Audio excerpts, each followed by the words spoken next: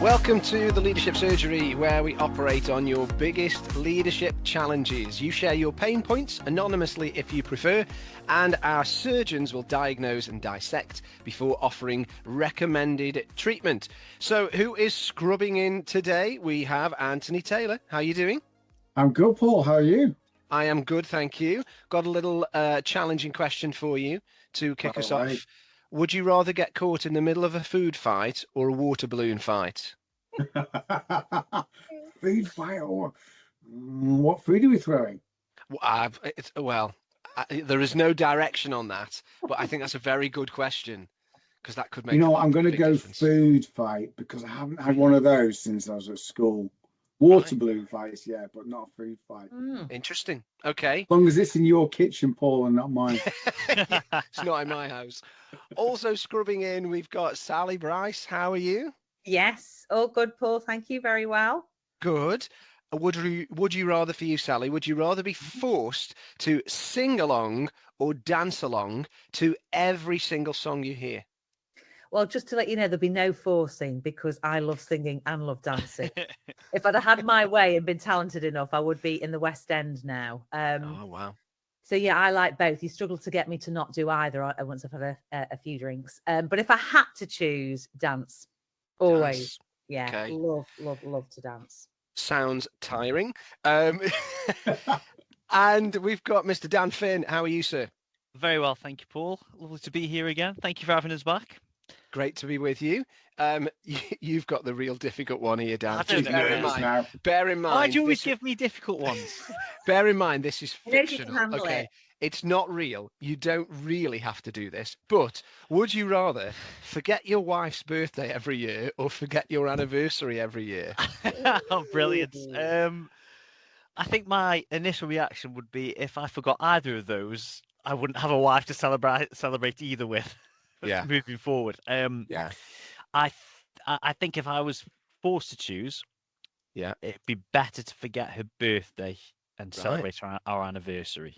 Okay, I think I would have gone the other way. I'd go the other way as well. Do you think? Yeah. Because I would think her birthday is more personal to her, whereas the anniversary is shared. And so it's almost like I'm remembering my things, just forgetting your things. Yeah. That's how I. But that's out there now, Dan. They're going back. He looks shocked. I have to agree with Paul. Do you know what? He's looking shocked. Do you know what? I don't know why I give these answers. I don't know why I participate in this game because on a previous podcast, I remember being asked a question and Anthony was challenging me on my decision, and now I've been given this answer, and all three of you are challenging me on the decision. So I'm not playing anymore. Come on, just setting you move up, on. Man. That's all it is. I'm just setting you up for it. Luckily though, I've never forgot any of them. So yeah, we're still happy. Glad to hear. Glad that's why you're still living and breathing. Yeah. Thankfully, we're not faced with any of those dilemmas in real life, of course, which is good. At least I don't think we are, but I'm going to keep an eye out for Sally spontaneously doing the Macarena as we go through today's conversation. We do have a different dilemma to attend to, so let's see what we have to lay on our operating table today. Hi, gang. I've never been in a gang before. It's quite edgy, isn't it? Hi, gang. I'm about to head into a major restructure and will need to lead my team through it. Roles are shifting, reporting lines are changing, lots of uncertainty and insecurity being felt by everyone, and morale is really low, practically through the floor. My team are worried about their job security, something that I can't guarantee, and I feel really overwhelmed. I want to lead with clarity and provide the required motivation for the team, but I'm struggling with how to strike the right balance between transparency and positivity. Any advice? I'd appreciate whatever you have. Thank you, Elena. Well, thank you, Elena, for sharing this with us. Firstly, I think I'd just like to say there will be so many people who will be feeling the same thing as you, Elena. Many of them will not be reaching out for support, guidance, advice from other people at all. So credit to you for doing so. I think that's just worth noting. What are the symptoms here? What are we picking up on? What do we need to consider as we approach this? Who wants to kick us off? Bringing cold sweat. I'm sorry, it's bringing cold sweats back to me. Go on, Sally.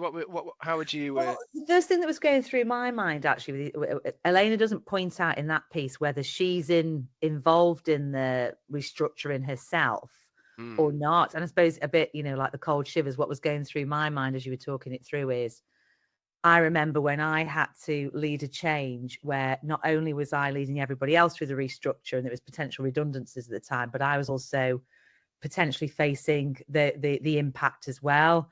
And I think, what's immensely hard is, one, you've got to think of kind of everybody else. And it sounds like from the way that she's articulated it, she's very concerned about a team and what to do, but also having to manage yourself through those situations, and strike the right balance between being open and being authentic, and also, I suppose not losing your mind or kind of getting really emotional, because some of that can be really contagious. That was what's going through my head. Like, God, how do you manage all of that and manage yourself at the same time? But it might be in this scenario that it's not her and it's just a team, but I suppose we're unsure. But yeah, that was kind of some of my first reaction. Yeah, that is hard, isn't it? When you are, I mean, even if you are not impacted by the change necessarily, it's not your role or anything like that. By very nature, your team being impacted in some way, Yes. that will, I mean, anyone that's got a beating heart is going to feel the impact of that in some way, aren't they? That is going to, resonate and cause them to feel unsettled, at least. Yeah. So I love the way you frame that as well, Paul, because I think the beating heart piece, people see sometimes change, and maybe again in this situation, there's a logic, there's a rationale, and there's lots of reasons why the business needs to make the change. But I think we underestimate this is a heart and minds piece, that we have to look at both those things. You can't just look at the logic. You have to look at what's the emotional impact of what we're doing. And even if it might ultimately potentially be good for some people, there might be promotions, or, they might take on a broader role. The messy middle is not a nice place to be. And I think what I observe is a lot of leaders underestimate the emotional aspect because it might make sense on paper. Yeah. And yeah, when I was at a local authority in the Northwest, and we had to go through something similar from 28 down to 12. So one of the things we did early on was get everybody in the room and say, right, what are our fears here? Actually talk about what do we know, what don't we know, who's concerned about get everybody get a chance to be heard, to get it off their chest. And I then gave me an idea of who did I think was the most sensitive in the room, what were their real concerns, what could I and couldn't I do. So that for me was just letting everybody be heard rather than bottling it up, and writing it down on just a big board. So it's all out there, and almost a cathartic kind of counselling session, but getting it out there so everyone felt heard was a good step for us at the start. Yeah. Dan? Yeah, I love that, and this idea of trying to figure out where everybody is as part of what's going on. Something springs to mind around like being clear as being kind, something that Brené Brown talks about, and this idea Clang, of name drop. Sorry, Clang. Yeah, apologies. But this idea of you're talking about the elephant in the room, and you're then discussing what the possibilities could, everybody's fears, and I love this idea of, and Elena says it in her, in their what do we call it? Problem statements. Yes. If you like, Yeah. she uses the word clarity, and that resonated with me about there is this want from her to actually be clear with her team. But it gets tricky when, how clear can she be? Yeah. Because in a lot of these situations, there are maybe non-disclosures involved. There are you sworn to secrecy and all this kind of stuff. Where how far can you go with your team and letting them know? I've worked with leads in the past who are very close and don't give anything away, and I think that's more of a hindrance. And that there's some leaders who I've worked with in these situations where they've been very open about what's been going on. And personally, for me, that's been far more helpful because you've got more time to react to it. If you know this is, to your point, Andy, you're getting everybody all together early on, you can start working through it. We're probably all aware of change curve and what have you, but you've got more time to plan and work through that as a team and together and be a bit more unified about it. So change curve, just picking up on that whole idea originated with Elizabeth Kubler-Ross, didn't it, about when she was exploring examples of grief and how people deal with grief. It's been used more recently with organizational change in particular. People experience a range of emotions. And I think when you are leading that team, that's part of the challenge, isn't it? The range of emotions that might be there, because those range of emotions don't always come to the surface, nor do you therefore can you take at face value how someone is feeling. Sally seems fine right now. Is she feeling fine? You know, Anthony seems raging at the moment, but is he actually raging? Do you know what I mean? It can be really difficult to determine where somebody is at on that curve, that difficult journey. Sally, sorry, you were going to come in. Well, it relates to a couple of things that have been said. I think you're absolutely right, and communication is so important. But I think what you're alluding to there in terms of kind of bringing all of that to the surface takes a lot of courage. And what I have seen in leaders that I thought were really confident is, and sometimes I hear it happen when people go through bereavement, but people kind of like bury their heads and like almost don't want to give people eye contact or have any conversations with them. And they don't, I know when I've been through change, sometimes I don't know the answer, but being able to say, look, that's a really good point. I don't know what the answer is, or I'm unsure, or going back to what you said, Dan, that there's these like non-disclosure agreements and you think, God, do I say that or not? And I suppose I just wanted to acknowledge that, that is probably the worst thing that you can do is do nothing and not acknowledge it. Yeah. Even if you say, I don't know, or I'll find out, or I'll have to come back to that, or I can tell Dan that that's really upsetting you or really frustrating, but we don't have an answer right now, is the most courageous thing that we can do. And just to lastly, to drop a Brené bomb again, she talks about SFDs, shitty first drafts. And I think what we can do, these are like the unfiltered stories we tell ourselves when we kind of lack information. I think we all then come up with our own shitty first draft if people don't fill in the gaps. So as leaders, we've just got to be really brave and courageous and face into these things, even when we don't know. Otherwise, rumors will start and people will just make stuff up. Yeah, absolutely. So, as someone who's that was my function, was communications, head of communications. Anytime there's that information vacuum, it will get filled with innuendo and gossip and rumor and everything else. I think when going through that period, we would have a weekly update. And even if there wasn't a lot to update, it was also an opportunity to hear how people were feeling. And one thing I recognized, someone gave me the advice, actually, I can't claim credit for it, was just remind people what's not changing. Because we often get so fixated on what is, but let's just remind ourselves what isn't. And that can just sometimes just take the edge off. Yeah, okay, we know this is what isn't changing. Just give people, just focus again on what is familiar and what is solid, rather than just focusing on what is uncertain. Yeah, that kind of something to anchor you, something to hang on to, I think is so important. Whenever I think about dealing with change on any scale, in any environment, my mind, the picture I have is a boat on the sea in the storm. And I think about that, and I was fortunate enough to interview some people who'd rowed across the Atlantic a couple of years ago. Just amazing people who really were fantastic to speak with.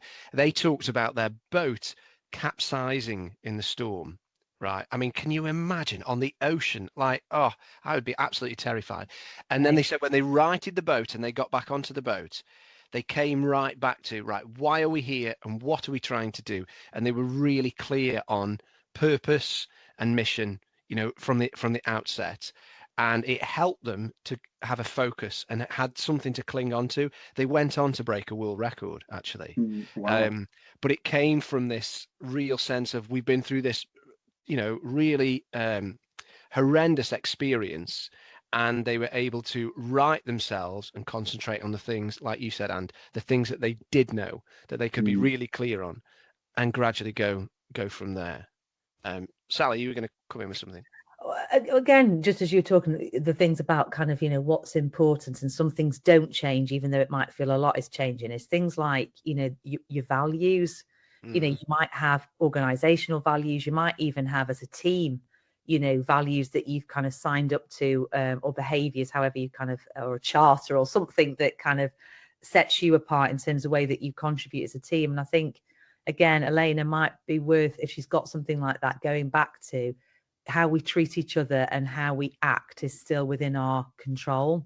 Because I think you can feel like you don't have any choices. Is there anything that you can take a hold of when these situations are happening? I remember doing a bit of an exercise like this, actually, as I'm talking about it, when we went through COVID. You know, just that, you know, what's out of my control, you know, what's happening in the news, etc. But there were some things that I could still do. And it just makes you just feel that a little bit more strong, a little bit more powerful, a little bit like you're in charge rather than everything's happening to you. So that can be quite helpful. Yeah. I think just taking that point a little bit as well, Sal, these these circumstances, if you like, can sometimes be easier but also harder when you've got such a tight team where your team might be affected and you might end up losing somebody who you've grown, you know, you've built fantastic relationships with, and your team have built fantastic relationships with. So it's almost when you need to speak to them about, oh, sorry, there's redundancies, whatever, that's a difficult conversation. But with the wider team, when you've got that trust and you're together and tight, moving through the change altogether would be easy, because going back to your point, you've got those values set, you've got that culture within your team of we can get through this together, we can talk to each other, we challenge each other all the time anyway, we listen to feedback, and we continuously move forward as well. So you have this balance then of, you've got a really tight team that, oh no, I might actually lose a couple of people out of this. That's devastating. But I've also got this unity within the team as well, which makes it the strength of us. We can get through this. So it's a really tough scenario to be in. But my advice to Elena would be, work on that as well. Work on this sense of belonging in the team and making everyone feel like they can be seen and heard and all that stuff, so that they can continue to grow through this as well. Because I think that overall would be easier, and it's easier to have those open and honest conversations and people talking to you about fears, and almost you becoming a bit of a coach to coach them through this change as well. I mean, let's pick up on some of that, you know, what treatment we prescribe here for Elena. So as she's going through this situation, one of the things that really strikes me about what she's written here is she mentioned about morale being low and there's worry about job security, and then she says something that I can't guarantee. And I think that's a really important thing to pick up on, alongside what you said, Ant, in terms of, well, what you can guarantee. You know, so it's not, that doesn't negate the fact that you can't guarantee job security. Understandably, that's painful and is a difficult balance to find, and you don't want to overpromise or anything like that. But give yourself a break, Elena, and realize you can't guarantee that. So lay that on the table, be really clear with people about what is and is not in scope here. So that there is that clarity and there is that transparency with it. Yes, it's probably a painful conversation to have and an explanation to give, but it's important that you, I think, bring that up rather than keep it from people. Even if you've got the best intentions of, I don't want to hurt them, sometimes, you know, that can prove to be more painful, is keeping things in the dark, right? So that's something that sprung to mind for me. What else we think? And I think sometimes, and this is a technique I've sometimes used with one-to-one clients, is dedicating time for worry.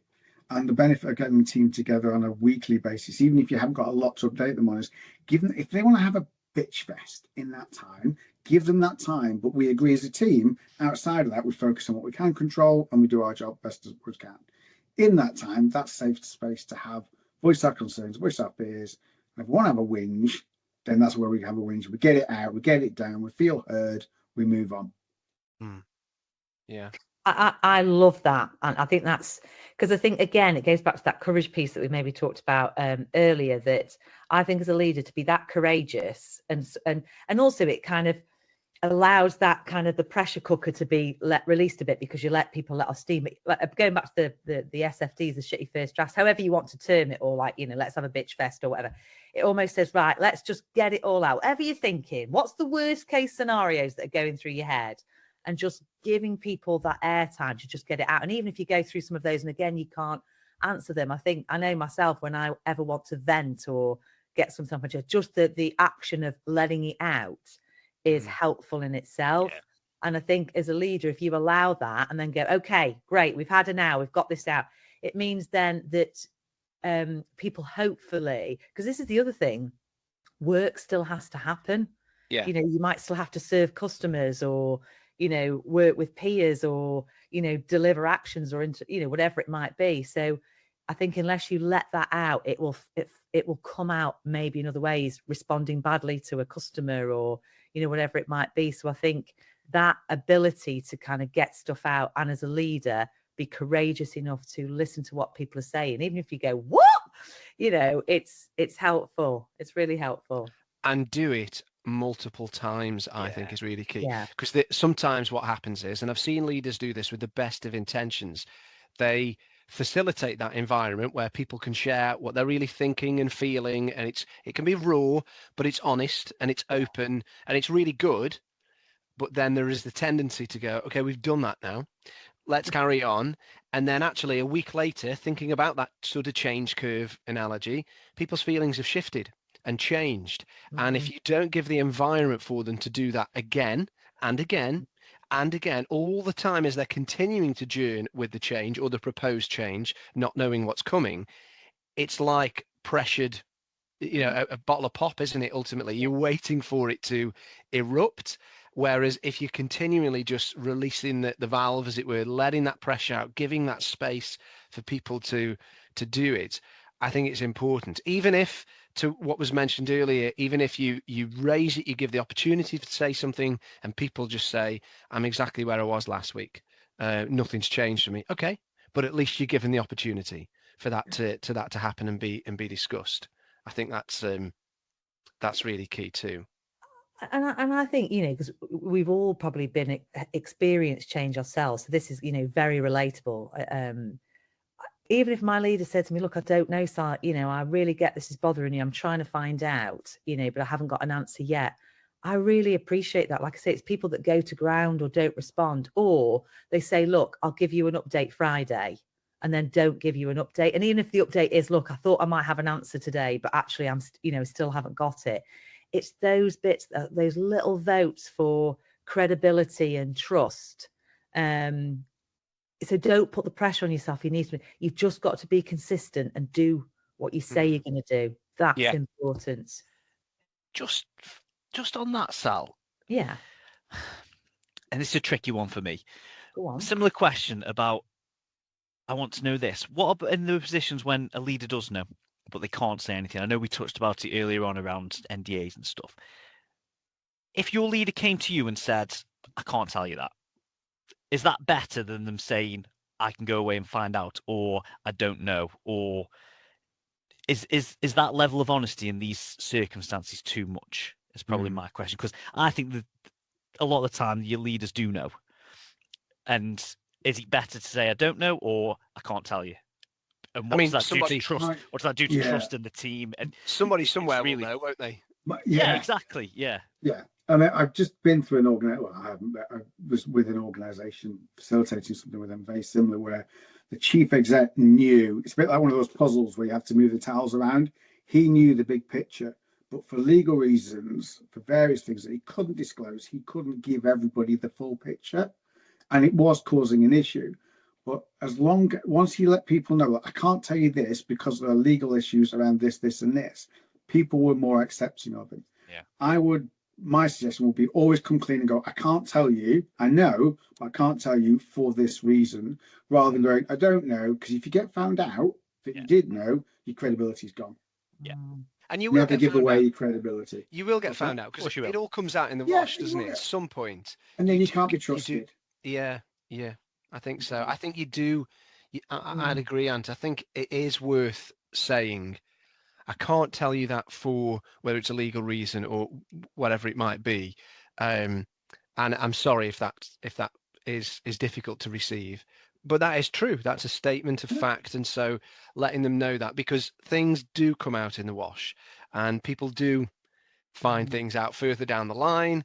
And if you, as you say, it can erode trust then. yeah, and if you're always honest with them, if they don't like it, they'll always go, yeah, but he was honest with us, always straight with us, he never lied. Yeah.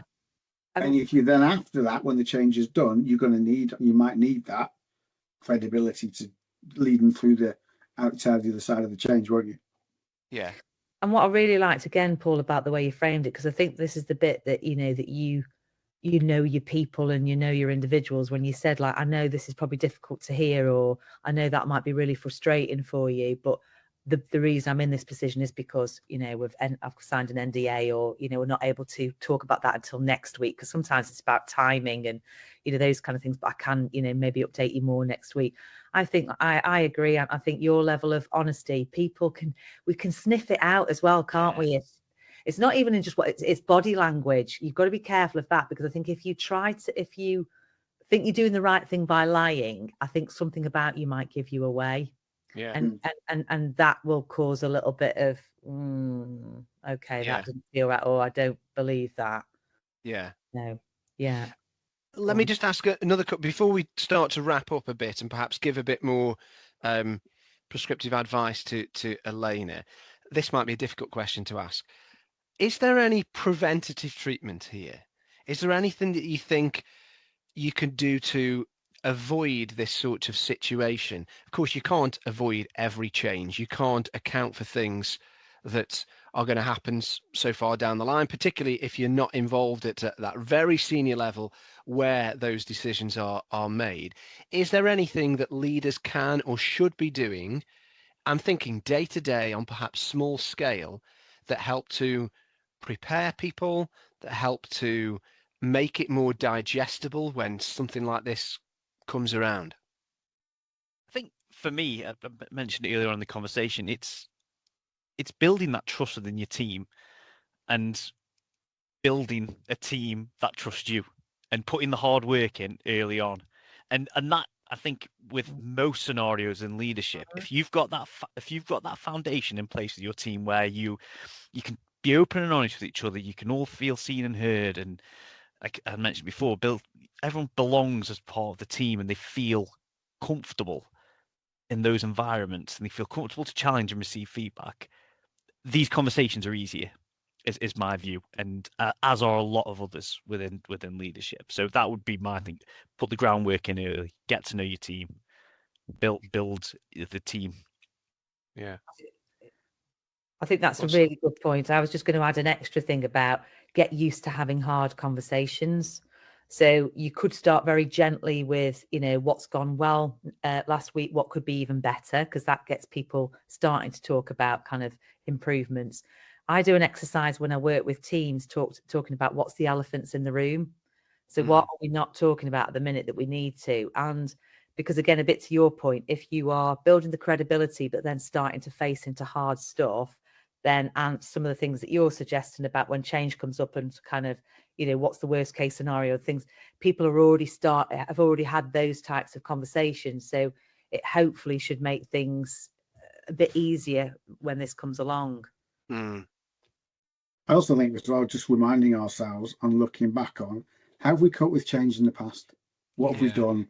And how much has changed anyway? Because often it's, there's a big change coming up. Well, actually, there might have been 6 months of no change, but has there really been no change? Or has it just been more of an evolution? And just reminding ourselves, actually, we are surrounded by change all the time. I don't agree that people don't like change. They don't like change when they don't know what's in it for them or what the reason is. So if we can remind ourselves, when have we coped with change in the past? What did we do? What worked? What didn't work? And what's actually just changed in the last 6 months anyway? Then people are less scared of it. Yeah. Again, great point. Yeah. Great point. Love that. Good groundwork. Good question, that, Paul. I think because you're right, there's a lot that can be done up front in your kind of your daily habits and your practices. But when this stuff comes along, it doesn't feel as bumpy. So it's a really good kind of thing to pull out. I think it is. It is critical, and in many ways, as I said, you could look at that question and say you can't prevent change. I'm not saying prevent the change. I'm saying have regularly prepared soil, as it were, just keep prepping all the time. I just think that's quite a beneficial thing. Stitching up then, how would we summarize here? What would do you want Elena to take away that you think is going to be most helpful here? Where are you leaning? Ant, what's coming to mind for you? I think just focusing on some of the things that we've talked about in terms of reminding them, what's not changed, being really clear and upfront on a regular basis about what sharing that information as soon as you can. Yeah, great. Sally?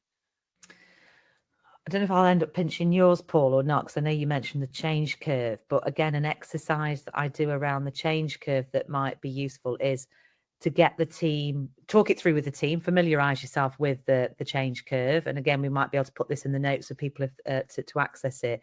But then I get people to plot themselves or plot where the team are, or just as a way of kind of sparking a conversation. If a lot of people are feeling angry, or if a lot of people are feeling kind of a bit in the bargaining stage of maybe there's a bit of exploration. I just think it's a good way of inviting conversation, and and again, it's something that I'd probably revisit weekly or something or whatever feels appropriate timelines to keep it an ongoing conversation, because again, it's another way of kind of people airing how they feel and Elena being really clear about what's going on for the team at that point. Yeah.